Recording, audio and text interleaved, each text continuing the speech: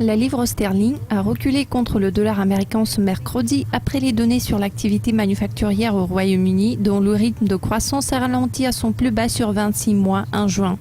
Alan Collins nous rejoint par téléphone pour faire part de ses projections pour la paire de devises concernée. Alan, mercredi, Mark Carney a admis que la Banque d'Angleterre espérait pour le mieux, mais se préparait au pire. Dans un mois, vous prédisez le niveau de 1,5830. Nous avons vu ce niveau à la fin de juin. Est-ce que cela signifie que nous ne verrons pas de progrès dans les conditions de marché d'ici là ?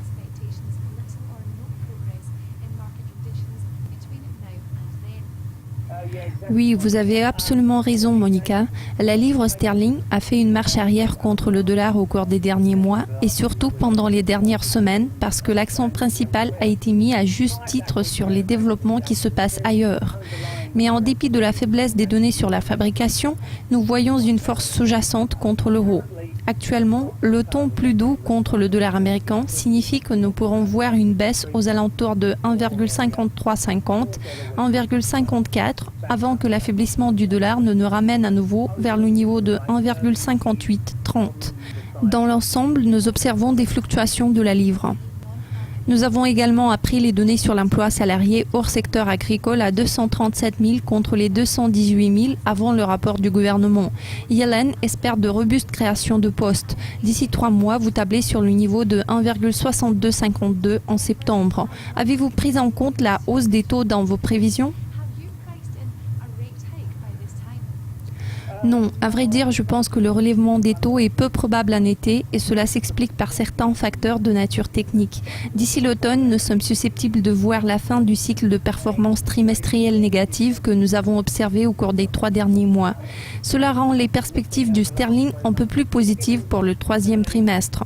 D'autres signes que nous analysons sont de plus en plus optimistes et donc au fur et à mesure que la poussière retombe sur la saga grecque, une fois cette question réglée, nous envisageons un regain d'intérêt et de demande pour la livre sterling.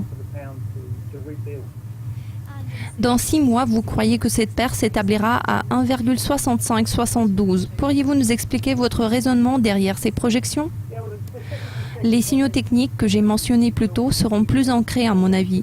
Certains des indicateurs retardés vont changer de direction pendant l'été et ça va favoriser le sterling contre le dollar américain.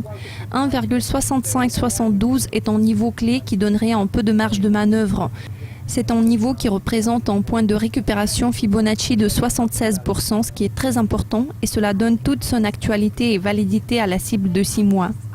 Alors, c'était un plaisir de discuter avec vous. Merci de vos commentaires. Les analystes espèrent voir de bons chiffres en termes d'emploi américain. Pour voir si ces prévisions optimistes se matérialisent, restez à l'écoute car notre équipe vous tiendra au courant de tous les développements. Je vous souhaite un bon week-end.